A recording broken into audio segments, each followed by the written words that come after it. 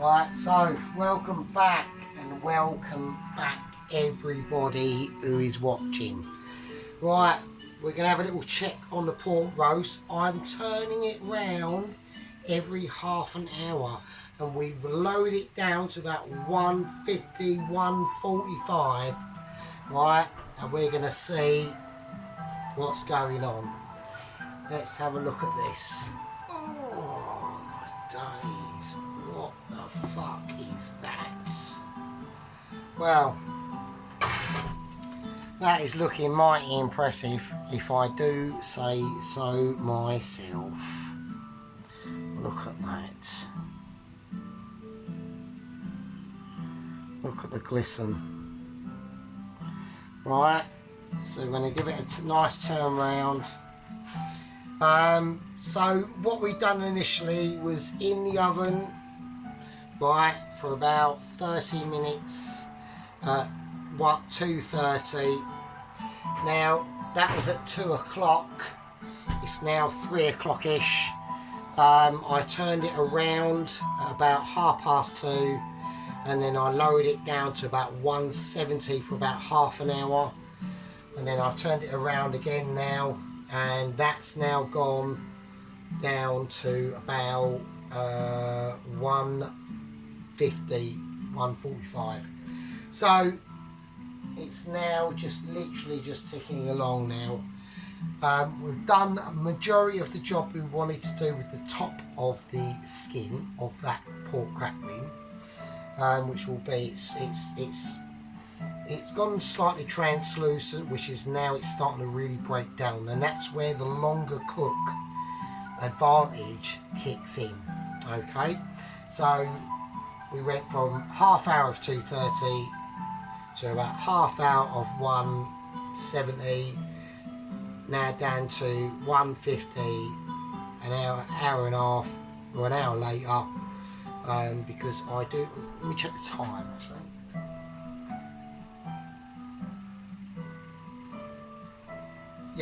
Yeah, so now it's about 3:15 here in the afternoon on Sunday in sunny Essex, or cloudy Essex, but never mind, at least the temperature's cooler.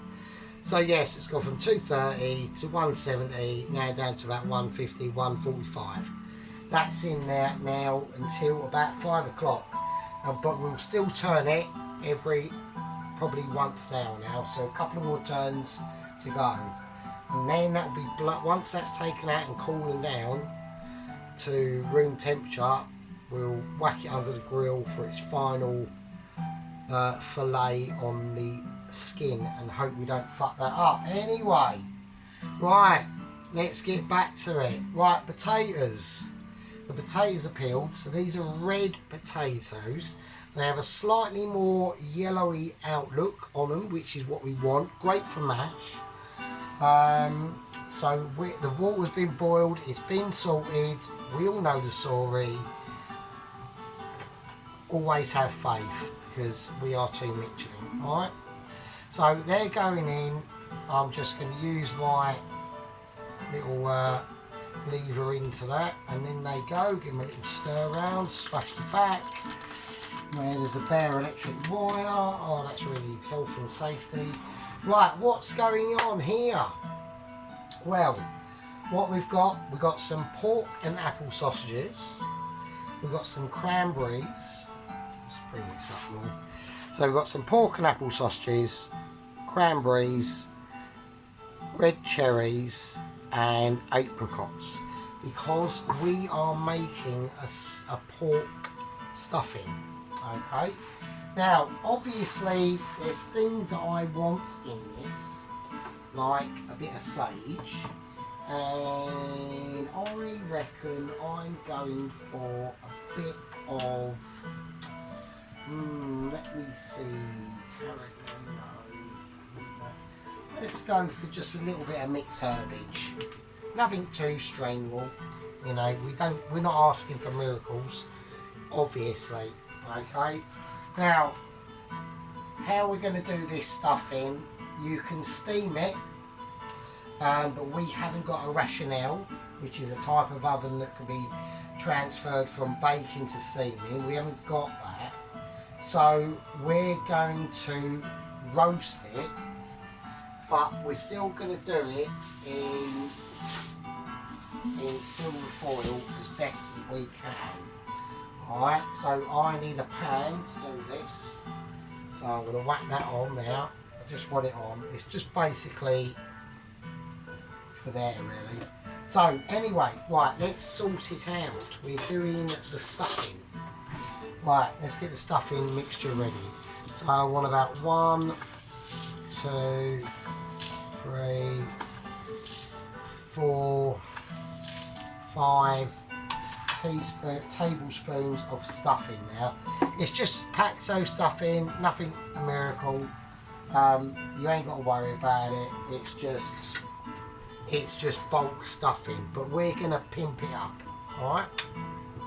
So then I have to make a note of this because I've got to keep an eye on these. Don't forget the potatoes are key to a lot of the situation. So I have to get the potatoes ready. I'm doing stuff in the background, and what I'm doing is I'm getting the situation ready for the potatoes to be laid out on, because of course, as we know, before they go in the oven they have to be cold and we want them frosted. Alright, so I'm going to put that to one side out of camera's view, and we are going to keep a very close eye on the potatoes while we do this stuffing. See the multitasking that's going on? You see that? I'm doing the stuffing and I'm keeping an eye on what's going on here. Right, sage. I want a bit of sage. Not too much, about a level teaspoon. It's potent stuff. Alright. Now the mixed herbs, I don't want it too herby, so I'm going to go about half a teaspoon of mixed herbs. That's going in. Alright, and they go back to their little home on the shelf. Right, I'm going to put in a little bit of salt, a little bit of sea salt, and a little bit of black pepper as well. I'm going to do that. Alright, now sausage. Before we do any form of sausage, or even start thinking about sausage, I have to give this stuffing a bit of liquid. We're giving it a bit of juice, and hope that's not too much. Now I'm just going to whiz it up. I'm just going to mix it up like you would normally do with normal stuffing.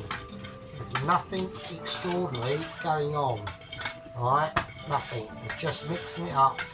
I put a little bit of I don't know, quarter of a cup of fucking tea of water in there, and that's it, and that's all we want. Right, I probably ain't got enough, but it doesn't matter because it's going to be a meaty stuffing. Right, it's going to be a meaty stuffing. Now I'm going to leave that because I'm not interested in that at the moment. Well, I need it. I'm not interested. I do need it. So, you know, right. Let's just chuck things in there that we're going on. Right, cranberries. They're going in whole. I'm not going to break them up because I want that cranberry flavour. Now, there's another fruit I want to put in there, just to give it a nice little bit of balance from the cranberries, and that is some sultanas. Alright, so we're putting about a handful of sultanas in there as well. Now, just a tiny handful, don't go ridiculous. Now, we're also going to put in a teaspoon of mixed nuts. Now, they've been blitzed, alright? So, but that's going to add a really nutty texture. So we've got our mixed nuts there, like anything from walnuts to Brazil nuts, hazelnuts, them sort of nuts like cashew nuts. So that's going to give it a really, we'll put about 3 teaspoons of that in. So that's just going to give it a really nice different sort of direction. I'm going to leave the almonds. I was tempted with almonds as well, but then it might be a bit of a nut fest. So we don't want that, do we? We don't want nutters. Right, now I'm going to cut the sausage out of its skin. with my awesome Michelin star scissors. Right, and we just want to get the skin off as much as we can. It's a bit, there's the skin, let's get that to one side. So we're just after the sausage meat itself, that's all we want. There we go, and that's what we are talking about. So just cut it in half. The skin will take care of itself, alright, or not take care. These skins on here are very fine indeed. So we're having a little bit of, it's like peeling a boiled egg. So, but the sausages have been out for a little bit, so maybe that is why. But there we go, and it's all over. And it is all over. England win the World Cup. Right, now, okay, little raisins in there. Right, apricots. Now I am going to cut these up. I'm just going to cut them up with the kitchen scissors. There we go. Now this is a stuffing that is for stuffings. This is a stuffing for stuffing lovers. Right, if you're not bothered on stuffing, then you do not have to go through this process. It's entirely up to you. I personally would. I think it's worth it. It just creates a lovely little bit of delight on the plate that is extra, along with all the other awesomeness that's going on. Alright, so there we go. Now, let's get it in our hands. I was going to put it in this bowl, but now I've decided no, I'm not going to do it. Well, we are going to put it in the bowl because I need to properly mix it up. So, there we go. Right, let's have a look.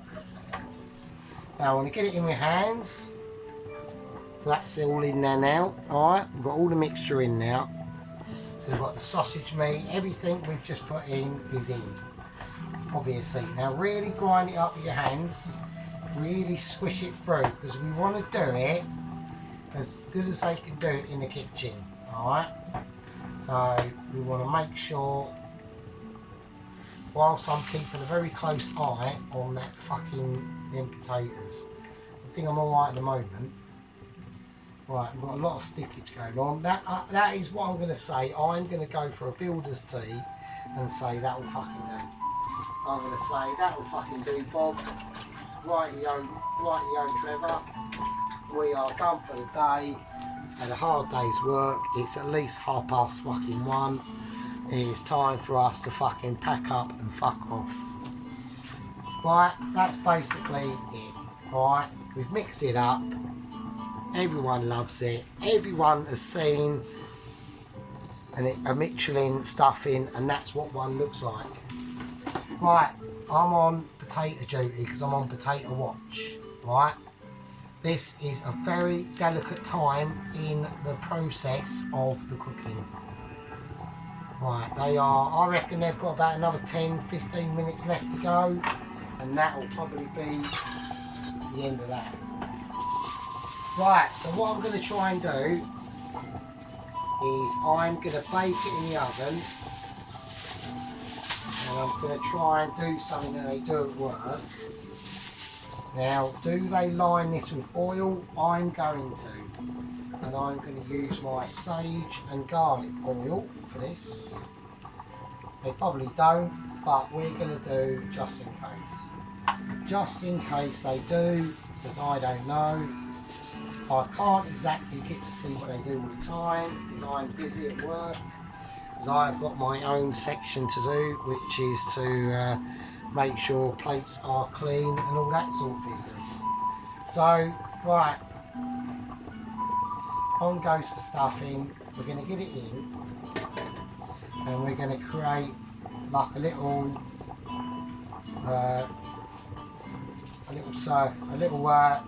tunnel or a long circumference tube. Alright, and square it all off.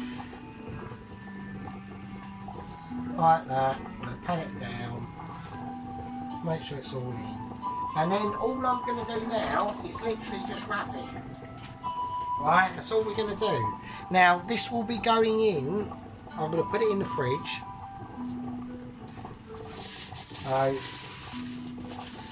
I'm going to tuck it down. So, I've wrapped it. I'm now tucking it down, as you can see. And now I'm wrapping it again, tucking it down, wrap it again. Make sure it's all even. Squeeze the ends. Give them a twist. Right, then square them off a little bit. Right, now that is a wrapped stuffing sausage. We're going to put that in the fridge, and that will only come out the fridge until we're ready to do the roast potatoes, which are these. Just in case we've got any toast watchers watching, that's roast potatoes. Now, we are checking these because this is a very, very important part of the process that's going on this Sunday dinner, on this Sunday roast pork Sunday dinner situation. Right, I need that thing that I've just put away, and my oven has just had a Christine, and she's just decided to turn herself off like you do. Brilliant.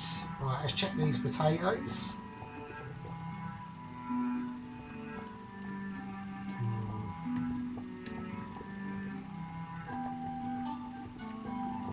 Okay, I reckon they've got about another 5 minutes to go, so we'll do a little bit of magic. Right, okay, the potatoes are basically almost there now. We're going to sea salt this dish, or this cloth that's on the dish. This has to be done. This is very necessary. And black pepper, it just has to be done. Right, we are really close. These are about to fall apart. Yes, they are on the crucial limit. They are all now starting to break up, which is exactly what you want. Right? They're literally breaking apart, almost. There's very little holes in them together. This is what you want to be doing, right? These will frost up. This is what I mean by frosting. Alright? That's what it's all about. It's about getting it frosted. Getting them potatoes to a point where they're literally layers from peeling themselves off. Like that.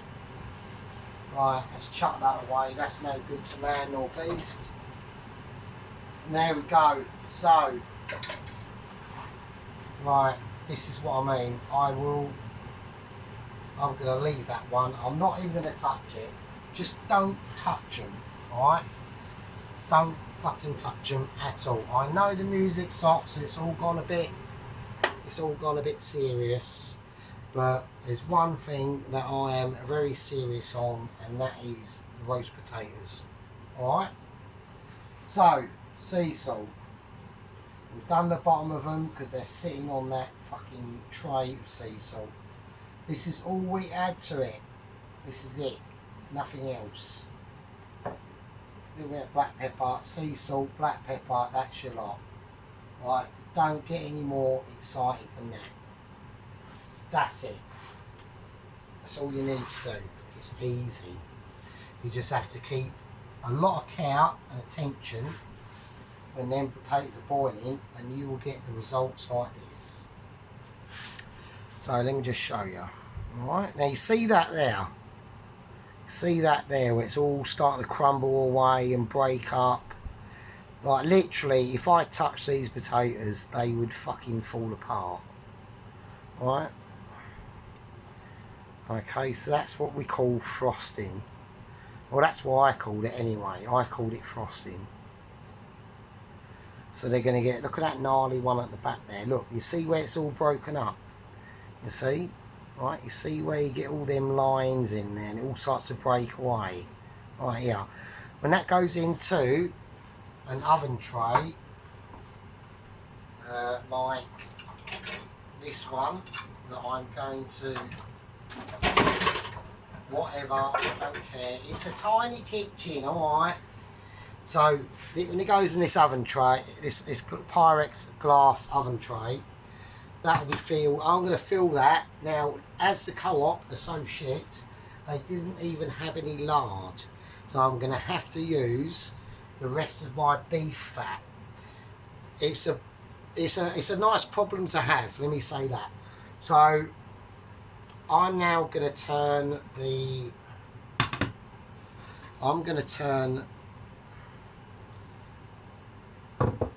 lamb dish around again. So we're going to take it out. Alright, there we go. Oh shit, that's hot. I've just rubbed my nose with the hot oven glove. How dumb is that? So we're going to turn that around.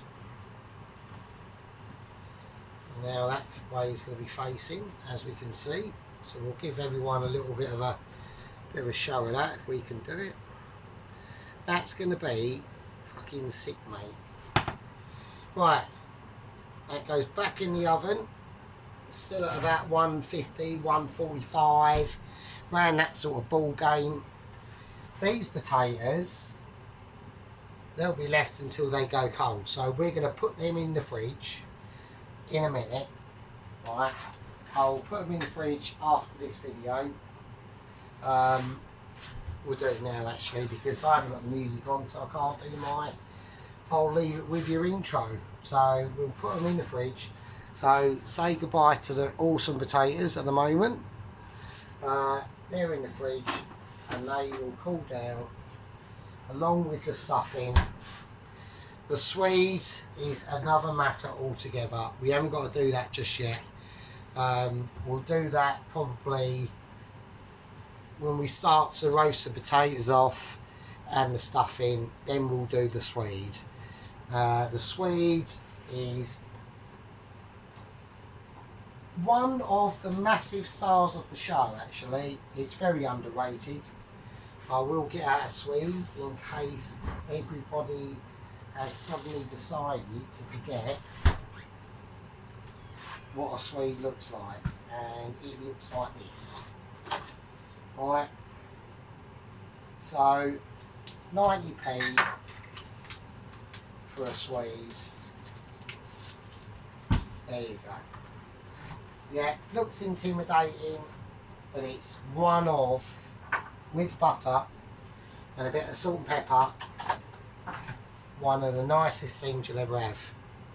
Alright, so I might even just leave it with the Swede actually.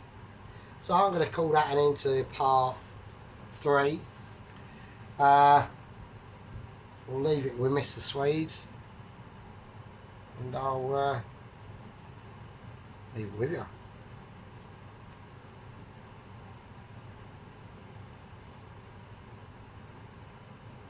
But you're not having me cloth, so sod off.